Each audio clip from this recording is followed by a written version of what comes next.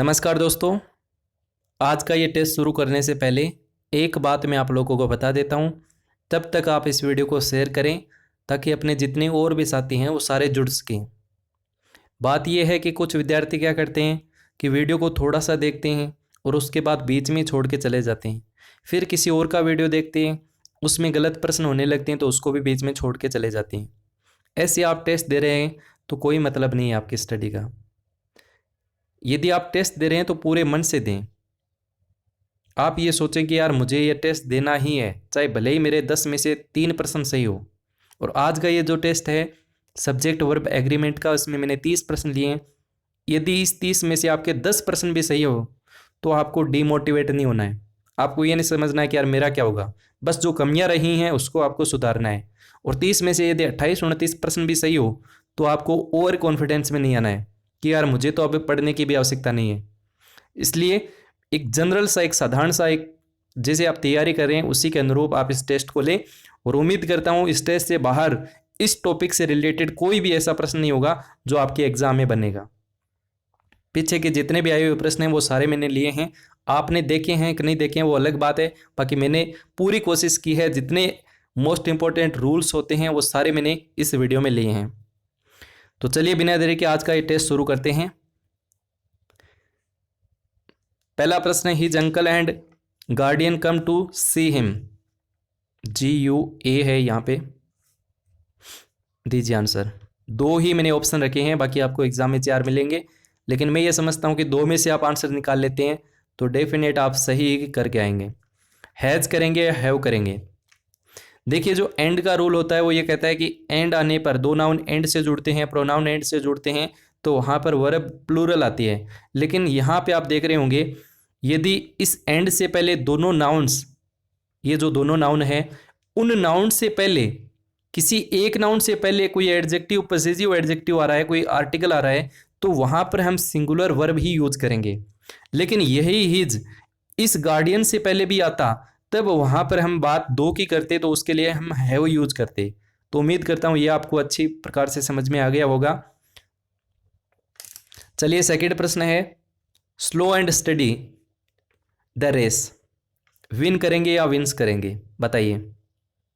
देखिए कुछ pair word होते हैं जो हमेशा एक ही बात की ओर इंगित करते हैं और इसलिए हमेशा सिंगुलर वर्ब यूज करते हैं उनमें। इसलिए इनमें इसका जो राइट आंसर है वो है option number 2, slow and study wins the race. कुछ और भी हैं जैसे बटर एंड ब्रेड है, एज एंड एक्सपीरियंस है, हैमर एंड सिकल है। वो मैंने पीछे के वीडियोज में आपको करवाए हैं, बढ़िया बढ़िया इंपॉर्टेंट जो हैं वो मैंने आपको लिखवाए हैं। बाकी आप ये एग्जाम तक ध्यान रखिएगा। अगला देखिएगा, आइदर ही और हिज पेरेंट्स इनवाइटेड यू। बताइए हैज करेंगे या हैव करेंगे।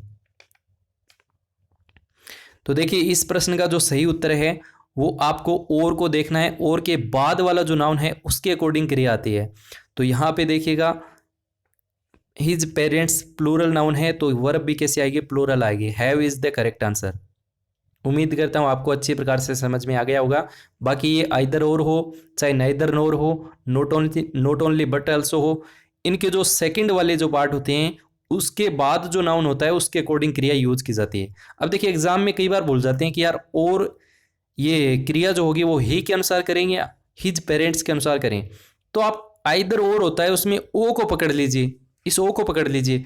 ओ हम किसके लिए यूज करते हैं, ओ भाई इधर आ, ओ मेरे बालाजी महाराज, ओ मेरी जान, हम दूसरे को पुकारते हैं। तो इसका मतलब थोड़ा सा दिमाग में रखना कि और दूसरा है ना, दूसरे के लिए। तो इसका मतलब सेकंड जो नाउन या प्रोनाउन होगा उसके अनुसार क्रिया यूज की जाएगी। तो यहाँ पे और के बाद वाला जो नाउन है उसके अकॉर्डिंग हमें क्रिया यूज करनी है। तो उम्मीद करता हूँ आप इस प्रश्न को भविष्य में आप गलत नहीं करेंगे। देखिए ये जो प्रश्न है चौथा प्रश्न, नाइदर सी नोर ही ब्रदर्स क्वालिटी। तो यहां पे देखिए मेरे ख्याल से आप इस प्रश्न को गलत करेंगे। यदि प्रश्नवाचक वाक्य हो और उसमें नाइदर नोर हो, आइदर और हो, नॉट ओनली बट आल्सो हो, तो वहां पे ये कंडीशन एक है कि यहाँ पे फर्स्ट जो आपका नाउन होगा उसके अकॉर्डिंग क्रिया यूज की जाएगी। तो यहाँ पे सी के अनुसार क्रिया आएगी, तो सी के अकॉर्डिंग यहाँ क्या आएगा, इज आएगा। तो ऑप्शन नंबर 1 जो है वो इसका सही आंसर रहेगा। चलिए अगला प्रश्न है, दीजिए इसका राइट आंसर। 5वां प्रश्न है, we as well as she into politics. बताइए। क्वेश्चन नंबर 5 राइट आंसर करिए। तो उम्मीद कर रहा हूं जिसने ये चीजें पढ़ी हैं वो बिल्कुल सही आंसर करेगा। आप वी के अकॉर्डिंग क्रिया यूज कर रहे हैं या सी के अकॉर्डिंग, बस ध्यान आपको इतना रखना है। ये जो बीच में आप देख रहे हैं एज वेल एज की तरह, इस ये जो आपको वर्ड मिलता है इससे पहले वाला जो नाउन होता है उसके अकॉर्डिंग क्रिया यूज की जाती है। तो यहाँ वी क्या है, प्लूरल है, तो यूज किसका होगा फिर, बिलीव का होगा। ऑप्शन नंबर 1 जो है वो बिल्कुल सही आंसर रहेगा। इसके साथ ही मैं 3 आपको और बता देता हूं, बाकी मैंने मोस्ट इंपॉर्टेंट 4-5 मैंने लिखवा रखे हैं, बाकी 3 तो आप याद रखिए। एज वेल एज हो, चाहे टुगेदर विथ हो, चाहे इंक्लूडिंग आ जाए, चाहे बिसाइड आ जाए, चाहे आपका बट आ जाए, ये जो भी आ जाए इनसे पहले नाउन के अनुसार क्रिया यूज की जाएगी। उम्मीद करता हूं एग्जाम तक आपको याद रहेगा। चलिए फिर अगला प्रश्न लेते हैं।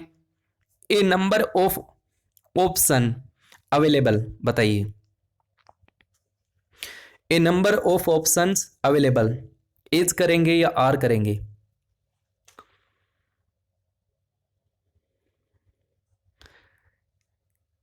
तो देखिए जिसने ए नंबर ऑफ का रूल पढ़ा है वो गलत कभी नहीं करेगा, क्योंकि ए नंबर ऑफ के साथ हमेशा, ए नंबर ऑफ के बाद हमेशा प्लूरल नाउन आता है और क्रिया कैसे लेता है, प्लूरल वर्ब ही यूज की जाती है। लेकिन यही ऐसे आता, मान लीजिए the number of, the number of, तो रूल ये कहता है कि द नंबर ऑफ के बाद सिंगुलर वर्ब ही यूज की जाएगी। तो याद रखिए दोनों एक साथ याद रखेंगे। ए नंबर ऑफ आए तो प्लूरल वर्ब यूज करेंगे, इसलिए राइट आंसर क्या रहेगा, आर रहेगा। वहीं द नंबर ऑफ आए तो आप क्या करेंगे, सिंगुलर वर्ब यूज करेंगे। चलिए अगला प्रश्न लेते हैं, प्रश्न number 7। More books than one missing from the library, is करेंगे या आर करेंगे? दीजिए राइट आंसर।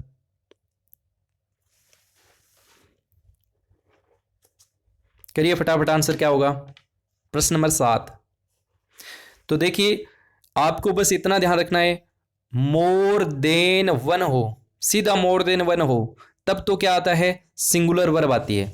लेकिन मोर के बाद यदि प्लूरल नाउन दिया हो तो वर्ब किसके अनुसार आएगी, इस प्लूरल नाउन के अनुसार ही आएगी। इसका मतलब क्या आएगा, प्लूरल वर्ब आएगी। तो यहाँ पे राइट आंसर क्या रहेगा, आर रहेगा। उम्मीद करता हूँ ये रूल आपको अच्छी प्रकार से याद आ गया होगा और मैंने भी आपको लिखवाया था। चलिए आगे बढ़िए, प्रश्न number 8। Many a man tried but few man has succeed. बताइए हैज करेंगे या हैव करेंगे?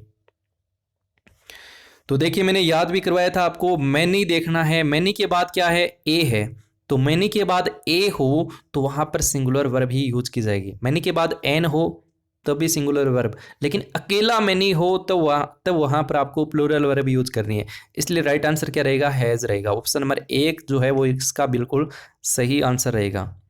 चलिए अगला प्रश्न है question number 9। H of the rooms a window, दीजिए राइट आंसर। हैज करेंगे या हैव करेंगे? Question number 9। Each the rooms a window. देखिए यदि वाक्य के अंदर ईच हो, आइदर हो, नाइदर हो, इनसे यदि वाक्य स्टार्ट हो रहा हो, ध्यान रखना इनसे वाक्य स्टार्ट हो रहा है यानी ये शुरू में आ रहे हो, तो क्रिया हमेशा, वर्ब हमेशा सिंगुलर आती है। इसलिए राइट आंसर क्या रहेगा आपका, ऑप्शन नंबर 1 रहेगा। तो each of rooms has a window आएगा। ध्यान रखना ये वाक्य के शुरू में होने चाहिए, याद रखना इस चीज को। चलिए अगला प्रश्न है 20% of voters young, 20% of the voters young, is करेंगे या आर करेंगे? राइट आंसर दीजिए क्वेश्चन नंबर 10। तो देखिए जो परसेंटेज होती है उससे रिलेटेड एग्जाम में प्रश्न पूछे जाते हैं। परसेंटेज हो या फ्रैक्शन हो, फ्रैक्शन का मतलब जैसे हाफ ऑफ हो, थर्ड ऑफ हो, 1/3 हो, ये इसके बाद आपको देखना है सिंगुलर नाउन है तो सिंगुलर वर्ब, इनके बाद यदि प्लूरल नाउन है तो प्लूरल वर्ब। तो यहाँ परसेंटेज किसका है, वोटर्स का है, प्लूरल नाउन है, तो वर्ब कैसे लेगा, ये प्लूरल वर्ब ही लेगा। इसका मतलब क्या रहेगा, are is the correct answer. यही यहाँ पे जैसे मान लीजिए एप्पल होता, APPLE, 20% of Apple, only Apple होगा तो एप्पल क्या है, सिंगुलर है, तो वर्ब भी कैसे लेगा, फिर सिंगुलर रहेगा। लेकिन एप्पल्स हो तो वर्ब कैसे लेगा, प्लूरल वर्ब लेगा। चलिए फिर अगला एक और प्रश्न है, each boy and girl in the class read the lesson. Has करेंगे या हैव करेंगे? तो देखिए मैंने फिर आपको कहा, ईच से यदि वाक्य स्टार्ट हो रहा हो, भले ही आपको एंड नजर आ रहा है, भले ही इन दोनों नाउन से पहले ईच हो, कोई दिक्कत नहीं है, तब भी आपको सिंगुलर वर्ब ही यूज करनी है। ईच हो, आइदर हो, नाइदर हो, ये वाक्य के स्टार्ट में आपको मिले, आंख बंद करके आपको सिंगुलर वर्ब यूज करनी है। राइट आंसर क्या रहेगा, ऑप्शन नंबर 1 रहेगा। अगला प्रश्न है, the boy is a bicycle. दीजिए इस प्रश्न का राइट आंसर क्या होगा। देखिए यहां पर ईच जो है वो वाक्य के शुरू से नहीं है, ये ऐसे होता कि each of the boys A bicycle, तब हम हैज कर सकते थे, लेकिन यहाँ पर हम यूज किसका करेंगे, वाक्य के बीच में आ रहा है तो यहाँ इसका अर्थ अलग है, इसलिए have is the correct answer, option number 2 रहेगा। यदि वाक्य के बीच में ईच आ रहा है तो वहां पर हम प्लूरल वर्ब यूज करेंगे। अगला प्रश्न है, some of the money been deposit in your bank account. Has करेंगे या हैव करेंगे? दीजिए राइट आंसर क्या करते हैं। तो देखिए इस प्रश्न का जो सही उत्तर है वो आप क्या करेंगे, बहुत बढ़िया। देखिए पहली बात तो सम ऑफ हो, चाहे आपका हाल जिसे हाफ ऑफ हो, चाहे आपका मोस्ट ऑफ हो, ये आपको एग्जाम में मिले, some of, half of, most of, इनके बाद आपको देखना है यदि वो सिंगुलर है तो सिंगुलर वर्ब, यदि वो प्लूरल नाउन है तो प्लूरल वर्ब। अब मनी क्या है, यहाँ पे अनकाउंटेबल है, और अनकाउंटेबल हमेशा सिंगुलर वर्ब लेता है, इसलिए राइट आंसर क्या रहेगा, ऑप्शन नंबर 1 रहेगा, has is the correct answer.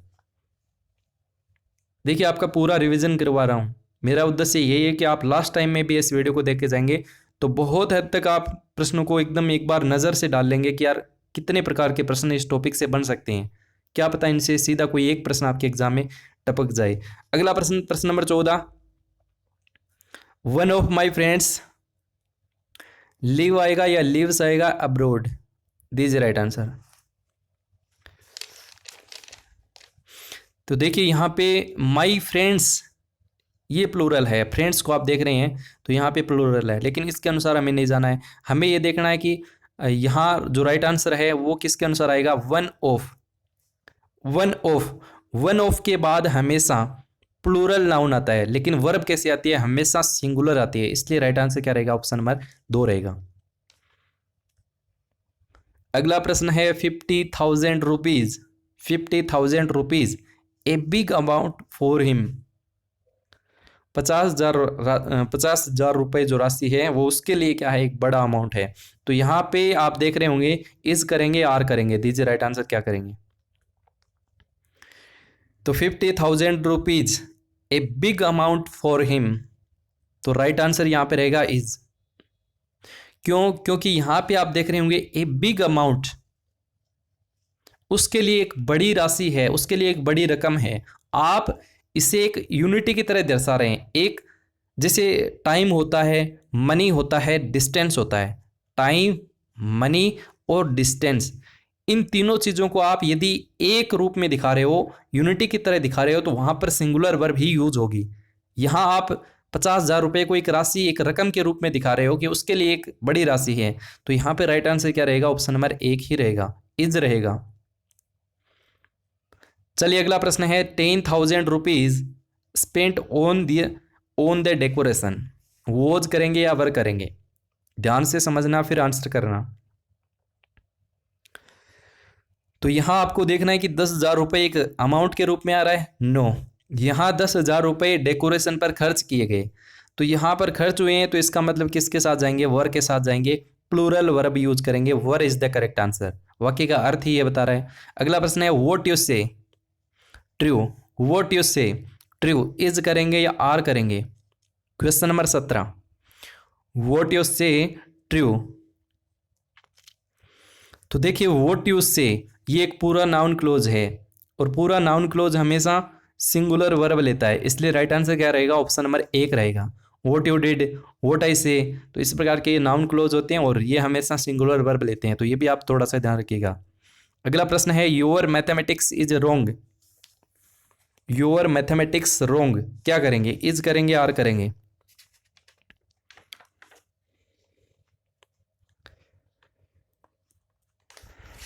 बहुत ही बढ़िया एग्जाम्पल है और मेरे ख्याल से आप इसमें फंसोगे जरूर। देखिए पहली चीज मैं आपको दो चीजें क्लियर करवा देता हूं। इसका राइट आंसर है ऑप्शन नंबर 2, आर आएगा इसमें। देखिए कोई भी बीमारी का नाम आपके जहन में हो, कोई भी बीमारी, रिकेटस हो, कोई भी बीमारी जो भी आपके दिमाग में आ रही, कोई भी विषय का नाम हो, कोई भी विषय का, कोई भी खेल का नाम हो, ये हमेशा आपके जहन में आ जाएं, परीक्षा में आपको मिल जाएं, तो वहां पर आंख बंद करके सिंगुलर वर्ब यूज करनी है। लेकिन यहां मैथमेटिक्स क्या है, विषय के रूप में नहीं है, यहां गणना के रूप में आ रहा है। योर मैथमेटिक्स इज रोंग, तुम्हारी गणना गलत है, यहां गणना के रूप में आ रहा है न कि विषय के रूप में। इसलिए राइट आंसर क्या होगा, प्लूरल वर्ब यूज होगी। अन्यथा यहां पे क्या आ सकता था, इज आ सकता था। स्टेटिक्स आपने नाम सुना होगा, इज ए गुड विषय, तो तब आप किसका यूज करेंगे, सिंगुलर। लेकिन your statics is wrong, are wrong होगा, फिर आंकड़े जो है तुम्हारे आंकड़े गलत हैं। चलिए अगला प्रश्न है प्रश्न number 19। The wages paid to the workers, बताइए। कोई भी प्रश्न आपको गलत लगे कमेंट सेक्शन में जरूर लिखेगा। बाकी मैंने पूरी कोशिश की है, कोई कॉन्ट्रावास विरोधाभास प्रश्न आपको मिलेगा नहीं। फिर भी इंसान है, गलतियां हो जाती हैं, तो कोशिश मैंने की है गलती ना हो। फिर भी कुछ पढ़े लिखे बहुत ज़्यादा हैं तो गलतियां लिखेंगे ज़रूर। बाकी मैं पूरी कोशिश करता हूँ, किसी भी वीडियो में आप देख लीजिए, शिकायत का मौका नहीं देंगे। तो यहाँ पे देखिए ये जो आप वर्ड देख रहे हैं वेजेस, ये दो तरह से काम में आता है। एक जगह काम आता है वेतन के रूप में और एक जगह आता है सजा के रूप में, अंजाम के रूप में। जब ये वेजेस किसी के मजदूरी के रूप में आए वहां पर हमें प्लूरल वर्ब का यूज करना है।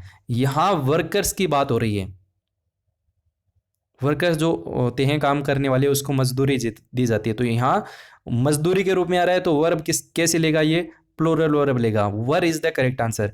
लेकिन यही किसी के अंजाम के रूप में आता है, किसी सजा के रूप में आता है, वहां पर हम इसको सिंगुलर वर्ब के रूप में यूज करते।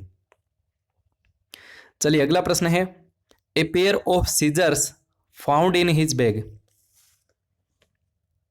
ए pair of scissors found in his bag, दीजिए राइट आंसर क्या होगा, वॉच करेंगे या वर करेंगे।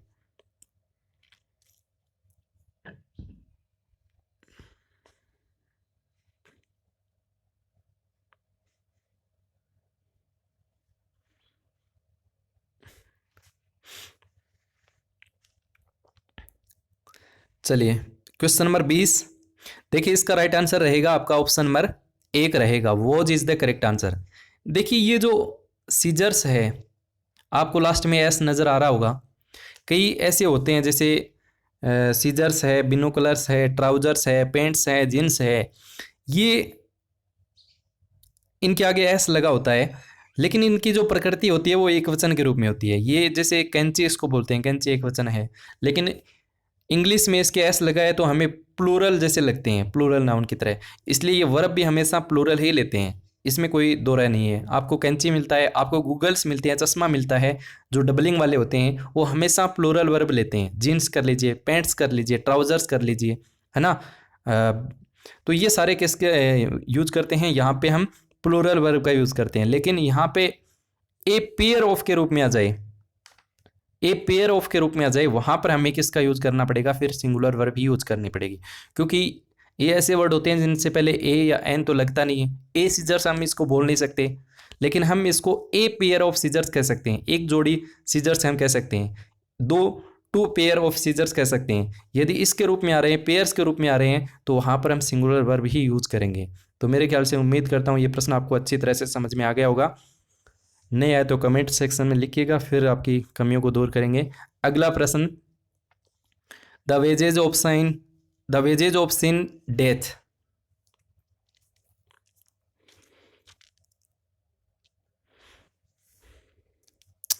तो मैंने अभी कहा ये किसके रूप में आ रहा है? यहाँ जो पाप होता है उसकी जो सजा होती है वो क्या है? मृत्यु है। तो सजा के रूप में आ रहा है, तो उसके लिए हम किसका यूज करेंगे? इज के रूप में, सिंगुलर वर्ब ही यूज करेंगे। ये वेजेज किसी के अंजाम के रूप में, सजा के रूप में आ रहा है, तो वहां पर हम किसका यूज करेंगे? फिर सिंगुलर वर्ब ही यूज करेंगे। चलिए अगला प्रश्न है question number 22, his advise useful. His advise useful, इसमें आप क्या करेंगे? देखिए ये है अनकाउंटेबल नाउन, और अनकाउंटेबल नाउन हमेशा सिंगुलर वर्ब लेते हैं, इसलिए राइट आंसर क्या रहेगा? ऑप्शन नंबर 1 रहेगा। चाहे आपकी एडवाइस हो, चाहे आपकी इंफॉर्मेशन हो, चाहे आपकी लगेज हो, नॉलेज हो, स्टेशनरी हो, सीनरी हो, ये मैंने आपको करवाए हैं। शायद रोल नंबर कौन सा था वो पता नहीं, मैंने करवा चुका हूँ ये सारी चीज़ें। तो यहाँ पे आपका राइट आंसर क्या रहेगा? ऑप्शन नंबर 1 रहेगा। चलिए अगला प्रश्न है, I a piece of advice for you. A piece of advice for you. अब जो ये एडवाइस होती है, इनको हम ऐसे तो कह नहीं सकते कि एक सलाह, दो सलाह, है ना, ए या एन तो लगा नहीं सकते। यदि हमें ये लगाना हो तो हम यूज करते हैं ए पीस ऑफ का। तुम्हारे लिए मेरे पास एक सलाह है, तुम्हारे लिए मेरे पास दो सलाह हैं, 3 सलाह हैं, इस प्रकार के हम यूज करते हैं। तो ए पीस ऑफ का यूज करते हैं। जब भी ए पीस ऑफ का यूज हो इन वर्ड से पहले, तब हमें फिर राइट आंसर क्या करना पड़ेगा? सिंगुलर वर्ब यूज नहीं करेंगे, वहां पे हम यूज करेंगे प्लूरल वर्ब। तो have is the correct answer. Question number 24, the crisis not properly managed. Was करेंगे या वर्क करेंगे? देखिए यहां पे ये जो आप वर्ड है क्राइसिस, संकट, ये है प्लूरल, और प्लूरल है तो वर्ब भी कैसे लेगा? प्लूरल ही लेगा। लेकिन यहाँ पे ऐसे आता CRISIS, ऐसे आता तो फिर वो सिंगुलर थी। कुछ ऐसे वर्ड होते हैं जिनकी सिंगुलर में कुछ और होता है और प्लूरल में कुछ और होता है। जैसे आपने एनालिसिस नाम सुना होगा, वहाँ पे एक तो होता है एनालिसिस, SIS होता है अंत में, और एक होता है एनालिसिस, SES होता है। ये वाला सिंगुलर है, ये वाला प्लूरल है। तो कुछ ऐसे वर्ड होते हैं जिनमें से एग्जाम में प्रश्न बन सकता है। चलिए अगला प्रश्न लेते हैं, प्रश्न नंबर 24 हो गया। 25, jury divided in their opinions. करिए right answer.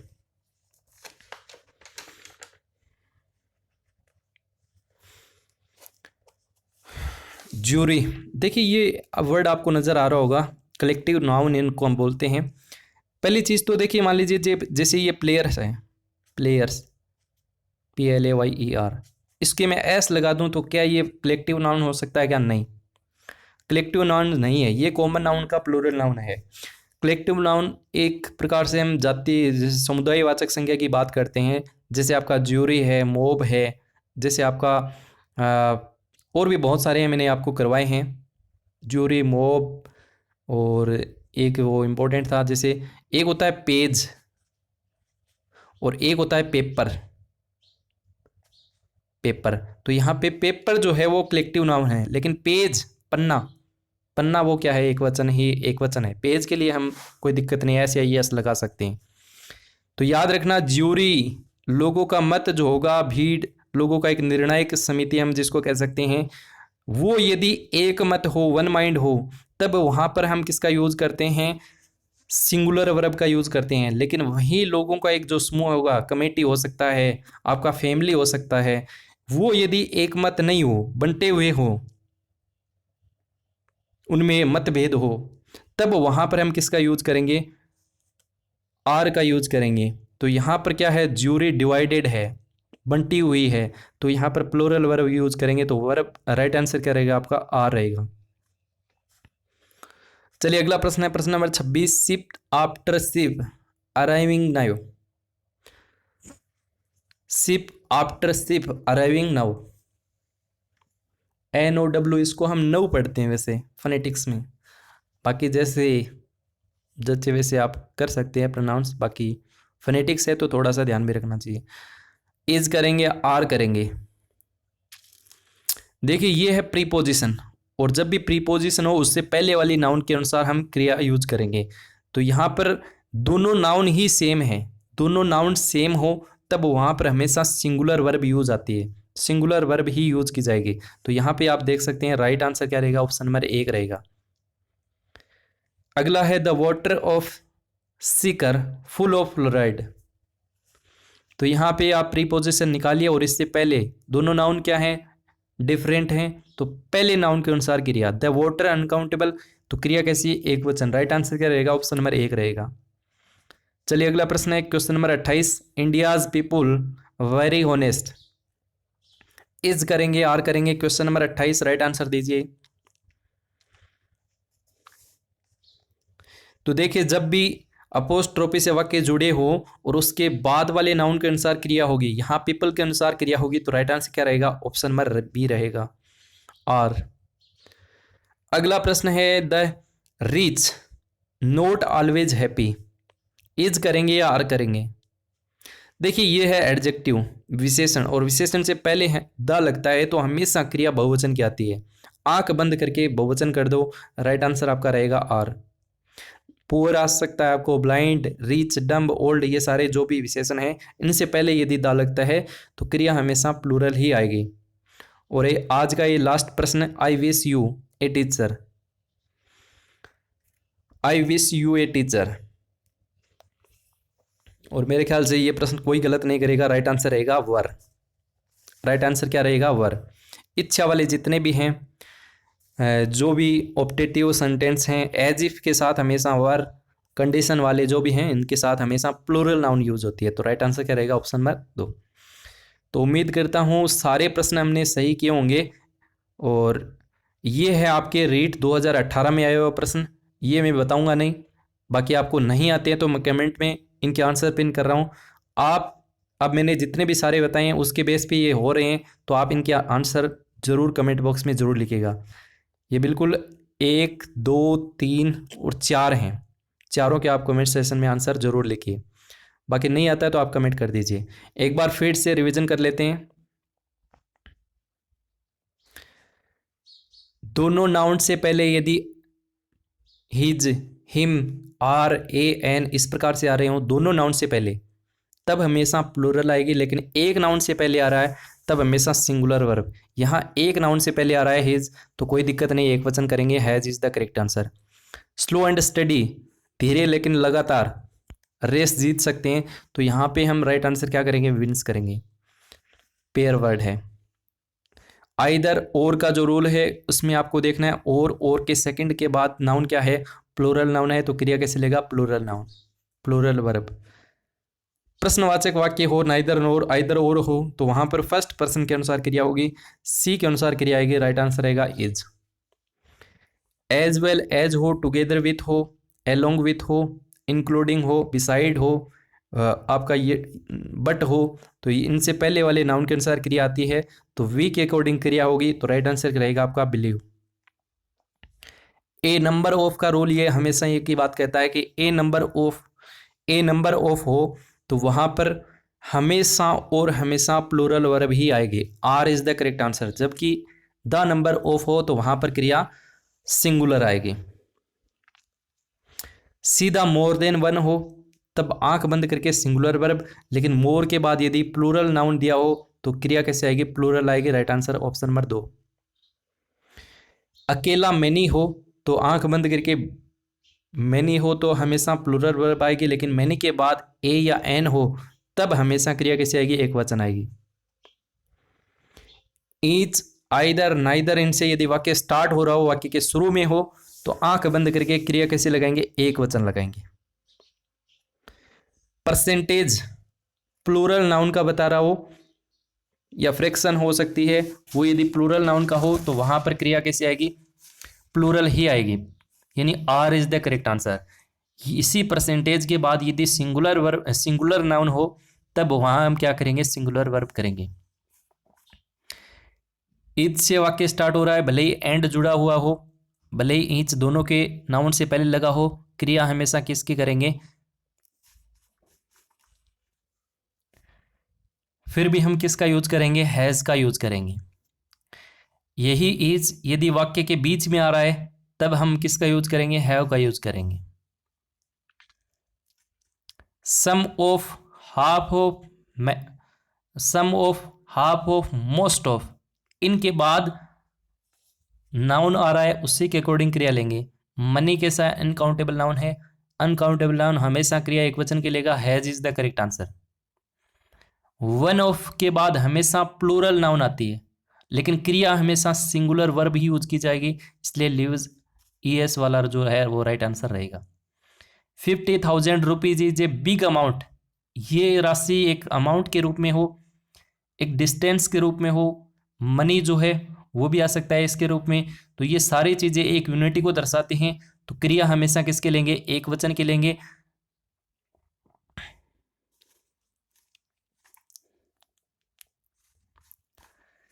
₹10,000 spent the decoration. अब यहां पे डेकोरेशन पे 10,000 रुपये खर्च किए हैं तो वर आ जाएगा। वॉट यू से, ये पूरी की पूरी नाउन क्लोज है, तो यहां पे आंख बंद करके एक वचन रहेगा। योर मैथमेटिक्स, यहां मैथमेटिक्स क्या है, विषय के रूप में नहीं है।